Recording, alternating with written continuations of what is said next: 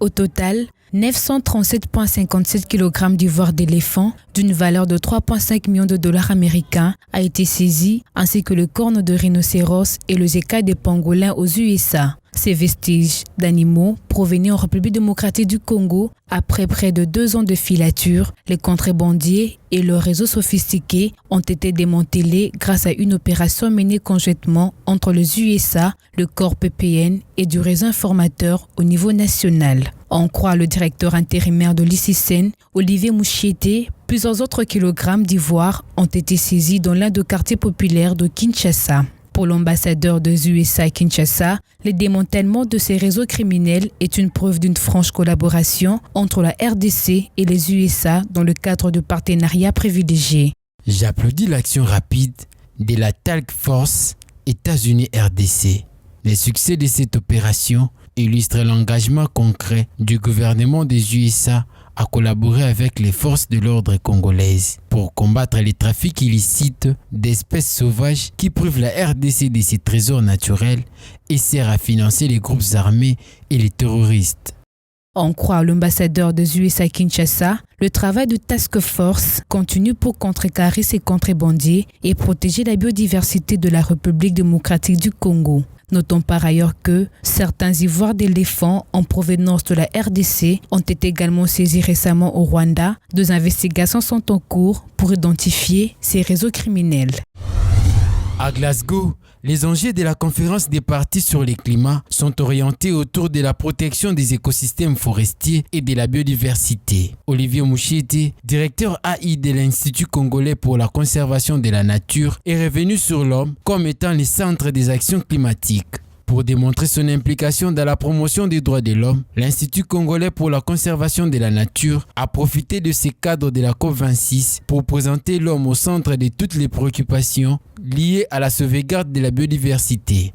À son niveau, cet institut forme des éco-gardes de manière qu'ils aient des comportements adaptés face aux communautés locales et surtout aux peuples autochtones.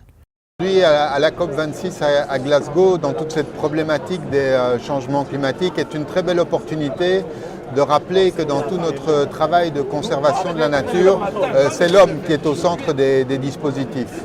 Et quand on parle de l'action de l'homme ou des actions avec les hommes, on sous-entend évidemment immédiatement toute la grande question des droits de l'homme. Comme vous le savez très bien aussi, sur nos frontières de l'Est, nous sommes aujourd'hui dans des situations encore extrêmement préoccupantes sur le plan de la sécurité. Nous avons des jeunes gens qui meurent quasiment tous les jours. À en croire Olivier Mouchiete, le déploiement à l'échelle nationale de la cellule des droits de l'homme, rattachée au mécanisme de gestion de plaintes, sont des stratégies qui consistent à ce que le dispositif soit opérationnel et mis en place sur l'ensemble des aires protégées de la RDC. Nous avons mis sur pied au sein de l'ICCN une cellule pour les droits de l'homme qui est en train de se déployer à l'échelle nationale avec des points focaux qui ont été désignés dans l'ensemble des aires protégées qui sont actives aujourd'hui. Et cette cellule des droits de l'homme est rattachée directement à la direction générale de l'ICCN. Et donc chacun de nos partenaires opérationnels sur le terrain est en contact maintenant permanent avec des agents spécifiquement dédiés pour travailler sur la question des droits de l'homme. Signalons qu'en RDC, l'ICCN a 80 aires protégées qui représentent 550 000 km² sur un territoire national qui touche 30 millions de personnes. La cellule des droits de l'homme au sein de l'ICCN était effectivement mise en place depuis près de 8 mois. À ce jour, certains points focaux ont été désignés dans la plupart des aires protégées dont l'ICCN a la charge. La RDC se prépare à une nouvelle validation internationale pour la mise en œuvre du processus ITIE auquel le pays a adhéré depuis 2005. Pour ce faire, le secrétariat technique de l'ITIE RDC organise pendant 2 jours un atelier de formation sur le nouveau modèle de validation et l'auto-évaluation pour les représentants des parties prenantes du lundi 8 au mardi 9 novembre 2021 à l'hôtel Sultani de Kinshasa-Gombe. L'objectif global est de promouvoir le débat public sur la gouvernance du secteur extractif, aussi préparer et assurer la réussite de la 2e validation de la RDC qui démarrera le 1er janvier 2022 prochain. Jean-Jacques Kayembe, coordonnateur de l'ITIE RDC, revient sur les objectifs spécifiques de cette activité. Nous allons vulgariser le nouveau guide de validation auprès des parties prenantes et les permettre de s'entraîner à l'auto-évaluation. Sensibiliser les parties prenantes sur les enjeux de la deuxième validation de la RDC au regard des exigences de la norme ITU. Nous allons évaluer ensemble le niveau d'exécution des mesures correctives issues de la première validation et passer en revue le nouveau guide, examiner les lacunes potentielles et recueillir les propositions des mesures correctives à mettre en œuvre. Répartis en 2 groupes de travail pour raison de respect des mesures barrières contre Covid-19, les bénéficiaires de la formation ont suivi simultanément les présentations faites par les experts de l'ITIE sur le nouveau guide des validations. Ce document contient des exigences obligatoires, des recommandations et d'encouragements qui, pour certaines, ont été modifiées et d'autres insérées comme nouveautés. Comment comprendre ces exigences ? L'expert Franck Nzira explique. Ce nouveau modèle de validation, il y a 7 éléments principaux. Il y a, pour ce qui est de l'évaluation des exigences, qui ont été regroupées en 3 composantes, la participation des parties prenantes, la transparence, ainsi que les résultats et l'impact. Ce qui est très important aussi à souligner là-dedans est que ce soit les exigences, que ce soit les composantes, elles sont évaluées et à chaque évaluation, on leur attribue un score. Toutes les parties prenantes doivent intervenir, doivent être consultées. C'est ainsi que, dès jeudi, toutes les parties prenantes qui sont réunies aujourd'hui, nous allons parcourir toute la norme ITIE pour nous assurer si nous sommes sur la bonne, la mauvaise, bien la très bonne voie. C'est ce que nous appelons l'auto-évaluation de la mise en œuvre. Les 60 participants, délégués de la société civile, des entreprises extractives, de l'administration publique, du comité exécutif et du secrétariat technique de l'ITIE vont poursuivre ces travaux par une auto-évaluation du processus à l'interne en prenant en compte les 13 mesures correctives de la précédente validation, ce qui va permettre de se faire une idée sur ce qui attend la RDC d'ici le mois de janvier 2022. La Natural Resources Governance Institute, NRGI, soutient financièrement cette activité.